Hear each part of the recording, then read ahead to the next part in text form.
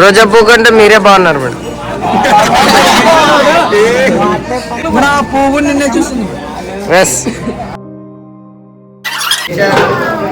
From die hard fan of Salome madam.